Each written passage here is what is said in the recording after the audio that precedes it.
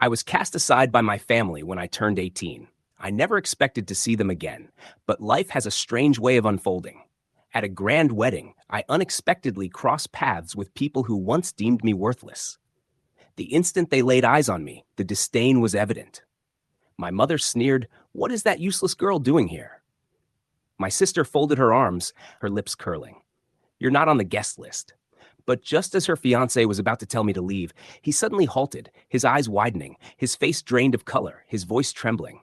"And wait, this woman is." I smiled slowly, replying, "Don't you know anything?" My name is Evelyn Moore, and at 32, I've walked into a wedding that shouldn't involve me. But fate, as always, has its own dark humor. The people here, the ones who tossed me aside like refuse 14 years ago, still think I'm that helpless, unwanted girl. They expect me to be shocked, humiliated, begging for their approval. But I'm not. I'm not the Evelyn they abandoned. I'm not the girl they declared worthless, destined for failure. They have no idea what I've built, who I've become. And as they sneer and gossip, as my mother glares and my sister smirks, they're oblivious. Oblivious to the fact that the woman they just insulted is about to turn their perfect world upside down. The air in the grand ballroom is heavy with wealth. Crystal chandeliers casting golden reflections over silk-draped tables, polished silverware glimmering under the muted lighting, and champagne glasses clinking in delicate toasts. Everything here screams luxury, power, and status. It's the kind of place where people like me, the discarded, the forgotten, aren't supposed to belong. Yet here I stand. The past 14 years should have wiped me from their memories. Maybe in their minds, I no longer exist. The day they expelled me from their lives, the unwanted burden finally lifted. But here I am, standing in the center of this opulent wedding, wearing a sleek black gown that clings to my figure perfectly, my hair styled into an elegant updo. I know one thing for sure. They never expected this.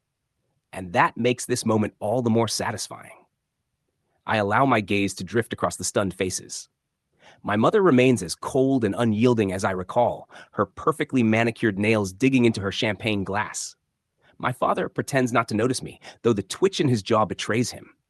And there's my sister, Ella, the golden child. She inspects me from head to toe, her expression shifting between confusion and irritation, as if my mere presence is disrupting her perfect day. "Well, you're not supposed to be here," she snaps, her voice loud enough for nearby guests to hear. "Who even invited you?" I don't flinch. "Hey, don't shrink away," I smile. "That's amusing," I say, tilting my head, because I clearly remember receiving an invitation. Elle's fiancé, Ron, who's been silent until now, steps forward, his brow furrowed as if trying to recognize me. Then his face pales. His mouth opens, but no words come out. He looks like he's seen a ghost. Wait, this woman is...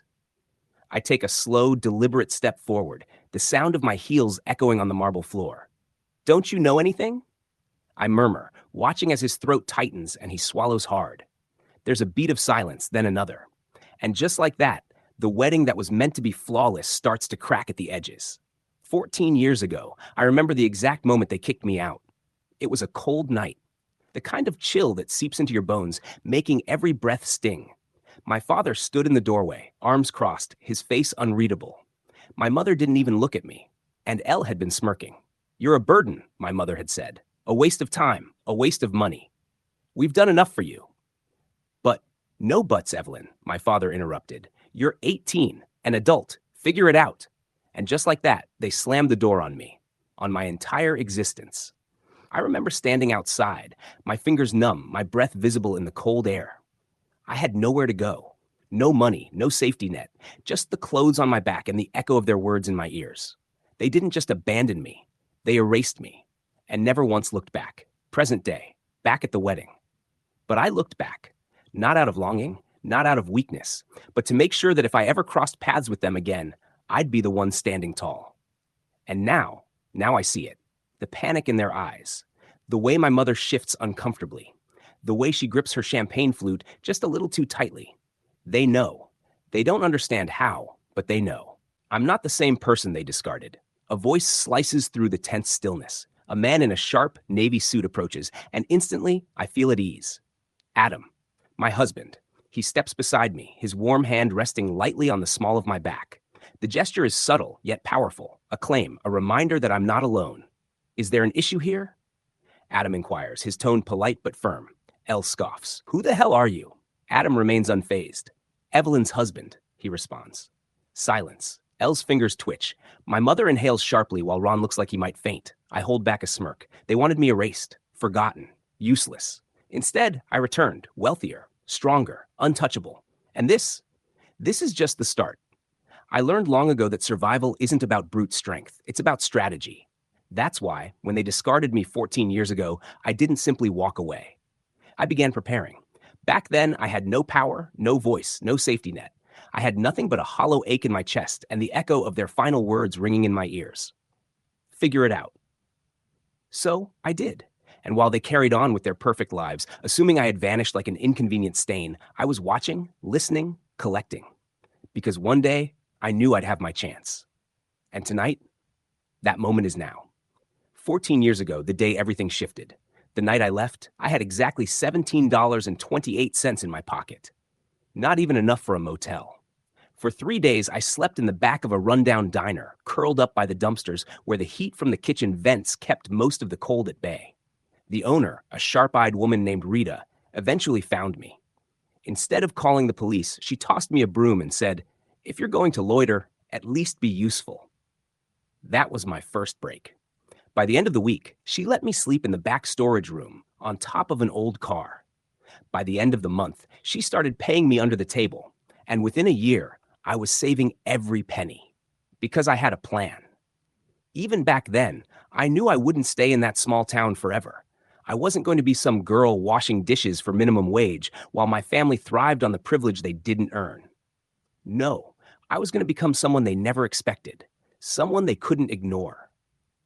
So while Elle paraded her golden child status and my parents basked in the illusion of their perfect family, I was working, studying, learning. By the time I was 20, I earned a scholarship to a business program. By 23, I was interning at a startup, and by 27, I had my first company, a medical nutrition brand that would, in just a few years, become a multi-million-dollar industry disruptor. They never knew, because I never told them, because they didn't deserve to know. Back to the present. Inside the wedding hall, I can still feel their eyes on me. My mother's sharp gaze scrutinizes me with the same cold precision she used when I was a child, searching for flaws, weaknesses. Elle's perfectly controlled smirk, as if she believes this is all just a fluke, that I somehow stumbled my way into wealth by sheer chance. And then there's Ron, Elle's fiancé, the man who went pale the second he saw me. I've seen that look before. Recognition, fear, guilt. Interesting, Evelyn.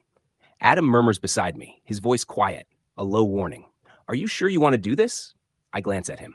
My husband, the only person in this room who truly knows who I am and what I'm capable of. His dark eyes flick between me and Elle's family, already sensing the tension in the air. I smile. Oh, I'm sure. Elle scoffs, rolling her eyes. Seriously? You expect us to believe you're some kind of success story? Please. You couldn't even make it through college. I tilt my head, feigning curiosity. Oh, is that what they told you?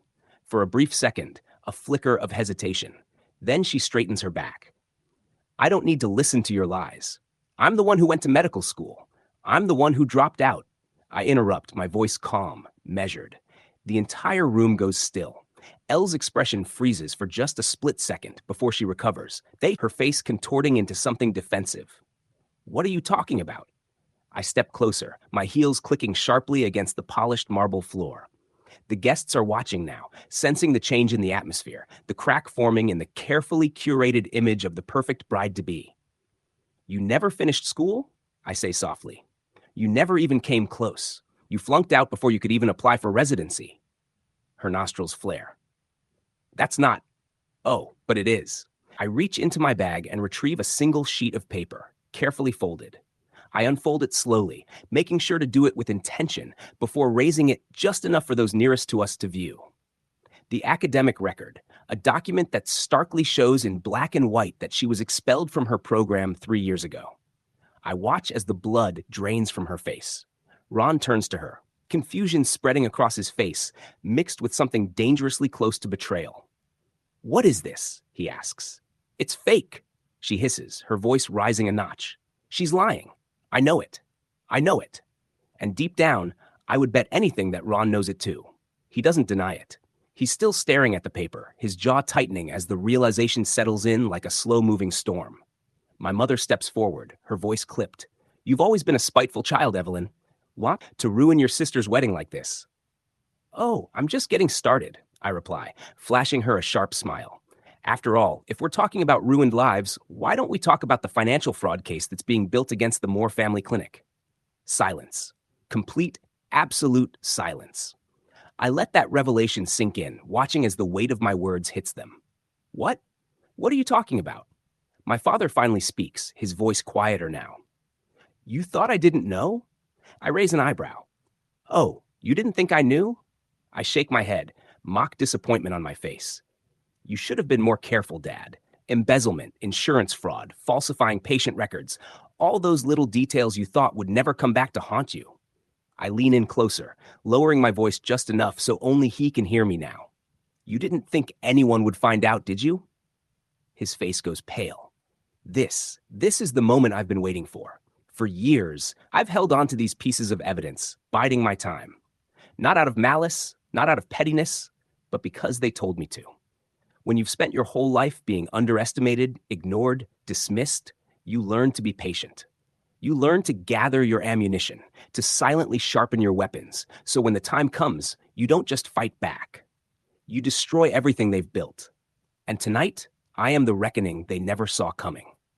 The moment lingers in the air, thick with tension. Elle stands frozen, her perfectly rehearsed world starting to crack under the weight of my words. My father stiffens, his fingers clenching at his sides. My mother's lips curl with disdain, more offended by my presence than by the truth unraveling before her. And Ron? He hasn't spoken. His eyes flicker between me and the paper I just presented. His face is paler now.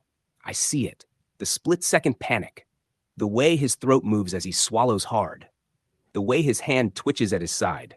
He knows I'm telling the truth. But just like that, the moment shifts. Elle straightens her back, lifts her chin, and suddenly she laughs. Not a nervous, broken laugh. Not the kind of laugh that signals someone caught in their own lies. No, this is something else entirely. It's mocking. Oh my God, she breathes, shaking her head as if she can't believe what she's hearing. This is actually hilarious. My stomach tightens. Not because I'm afraid. No, I've been past that for years, but because I know this move, I see it for what it is. She's about to do what she's always done best, gaslight, manipulate, and lie until reality itself bends to her will. Elle glances around the room, making sure she has an audience. Then she turns back to me, her lips curling into a smirk. Seriously? Evelyn, you're trying to ruin my wedding with this? She gestures dismissively at the document in Ron's hands, as if it's nothing more than garbage. This pathetic attempt to make yourself relevant. God, you're even more desperate than I thought. I don't react. I won't give her that satisfaction. She steps closer, lowering her voice just enough so only I can hear. You think you're so clever, don't you? She murmurs, her breath thick with condescension. That you can waltz in here and destroy everything I've built. She leans in further, her smirk widening. I always knew you were jealous of me. There it is. The old familiar accusation, the one they always used to justify every cruel thing they did. Jealous? I echo, raising an eyebrow. Of what exactly? Oh, come on. Elle rolls her eyes. Look at my life. Look at me. I possess everything you lack. A successful fiancé, a caring family, a future you could only fantasize about. Meanwhile, you. What do you do here? Desperate for attention. She laughs softly to herself. How pathetic. The word slithers through my thoughts. A specter from my past. I recall being 16, seated at the dinner table while Elle reveled in our parents' adoration. I recall hearing that word whispered behind closed doors when they thought I couldn't overhear. I remember the certainty in their tone, as if my failure had already been sealed in stone. Pathetic. But they don't understand. They don't realize I stopped paying attention to their words years ago. I offer a slow, deliberate smile and tilt my head. Tell me, I ask, my voice calm, steady. If I'm so insignificant, why do you look so anxious? Her grin falters for a fraction of a second, but I catch it. And so does Ron. His fingers grip the paper tighter, his brows furrowing. He's still staring at it as if it's a bomb ready to explode. Oh, his voice is soft, controlled. Is this true? Elle's entire demeanor shifts. She turns to him, her expression softening, shaping itself into something carefully crafted, a look of hurt, betrayal, of wounded innocence. Ron, darling. She reaches for his arm, her voice dripping with sweetness. You're not actually buying into her lies, are you? It's Evelyn. You know how she is. She's always been this way, twisting the truth, making up stories just to feel important, gaslighting again. I watch as Ron exhales, his jaw tight. He wants to believe her. I can see it in the way his shoulders tense, in the hesitation in his posture. He wants her version of events to be the truth. But doubt, real, undeniable doubt, has already taken root. And my father, he's had enough. This nonsense ends now, he snaps, stepping forward with authority. You've ruined this evening. Enough, Evelyn. Take your lies and leave. Lies. I inhale deeply, then exhale. Slowly, controlled. Are you certain you want to go down this path, Dad? I ask, my voice chillingly calm. He scoffs. Do what? Deny the truth? I tilt my head, watching the muscles in his jaw tighten, because I assure you, if we continue down this road, you won't like where it leads. Elle scoffs. Oh, give me a break. You've got nothing on us. I laugh, a genuine hearty laugh. You're right, I say, shrugging. I don't have anything except for, 14 years worth of evidence. Silence. Elle's face contorts in disbelief. What? I let my eyes drift around the room, my voice light, almost casual. Did you really think I left empty-handed? I muse that I simply vanished without a trace. I reach into my clutch, pulling out a sleek black USB drive. You see, I continue, twirling the device between my fingers. While you were busy playing the perfect daughter and Mom and Dad were busy pretending I never existed, I was collecting things. I raise the USB drive slightly. Bank statements. Elle's breath catches. Emails. My father stiffens. Legal documents. Linking your little family clinic to multiple counts of insurance fraud. My mother gasps. I smile. Shall I continue? The shift in the room is tangible. This is the moment when the prey realizes the predator has been observing all along. Elle's confidence falters. My father's self-assurance cracks. My mother, for the first time since I entered the room, looks terrified. They know. They finally realize. They thought they had won. But now, standing in the ruins of their arrogance, staring into the eyes of a woman they thought they'd broken, they see the truth. I didn't just return to remind them of their actions. I came to destroy them. The silence in the room is suffocating. Elle stands rigid, her hands clenching so tightly that her knuckles turn pale. My father, usually the picture of dominance, now appears small. And my mother, always so composed, so superior, has lost all semblance of control. I can almost hear the gears turning in their minds, scrambling for a way out. But there isn't one, because I built this trap, and now I'm setting it off. Elle forces a laugh, a brittle, desperate sound. This is a joke, she says, shaking her head. You're bluffing. You have nothing. I tilt my head, still spinning the USB drive between my fingers. Oh, are you sure you want to wager your entire future on that? Ron, who had been eerily silent, suddenly snatches the USB from my hand. His movements are frantic, as if holding it will somehow erase its contents. What is this nonsense? He demands, staring at Elle with intense focus. Don't believe her, Elle stammers. She's lying. She's always been envious of me, Ron. She just wants to ruin our wedding. I fold my arms, observing the drama unfold, like a director savoring the peak of a well-executed performance. Go ahead, I say calmly, nodding toward the flash drive in his hand. Plug it in. See for yourself. He hesitates, aware. He already knows I've been deceiving him. But now there's proof. His expression hardens. Without a word, he strides toward the DJ booth, wrenching his laptop from behind the sound system. Elle panics. Run! Stop! She screams, rushing forward. But it's too late. The screen lights up as Ron plugs in the drive, his eyes darting back and forth, scanning, and then he freezes. The color drains from his face. His jaw clenches. I watch as the truth dawns on him. Elle crumbles in real time. Ron, she pleads, her voice quivering. Whatever you're seeing, it's not. You lied to me. His words are icy, final. Elle recoils. No, I didn't. I lied to myself. His voice booms, echoing loud enough to stop the entire ballroom. The wedding guests, once whispering and pretending not to listen, now openly stare at Elle. In desperation, she grabs his arm. Ron, please. He yanks away from her as if her touch is dirt. His breath comes in ragged gasps, shoulders trembling over. As he scrolls through years of fake documents, insurance fraud, and undeniable proof that Elle never graduated from medical school. My father steps forward, panic flickering in his eyes. Ron, listen. Shut up. For the first time, my father, the arrogant and controlling patriarch, is motionless. Ron stands, his entire body quaking with rage. His hands ball into fists at his sides as he glares at Elle, then at my parents. You played me. He exhales. You all played me. My mother lifts her chin. Ron, sweetheart, you're overreacting. You and I were meant to be together. Meant to be. He laughs, but there's no mirth in it. It's the laugh of a man who realizes he's been taken for a fool. I was going to marry you. He hisses at Elle. I defended you. I trusted you. And all this time, you were nothing but a spoiled fraud. Elle breaks down in tears. But it's too late. The damage is irreversible. You're not a doctor. Ron spits venom, his voice dripping with disgust. You're nothing. Then he rips off his wedding ring and throws it at her feet. The room erupts. Guests murmur, scandalized. Gasps ripple through the crowd as Ron strides toward the exit. His future shattered in one instant.